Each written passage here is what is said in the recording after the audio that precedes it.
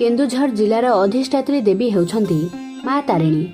केन्दुझर सहर ठारू प्राय 45 किलोमीटर दूर रे रहिछि माँ तारिणी पीठ।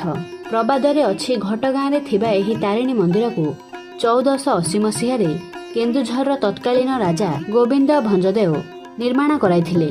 किंबदंती अनुसारे माँ तारिणी को गोविंद भंज कांची विजय करी आनिथिले।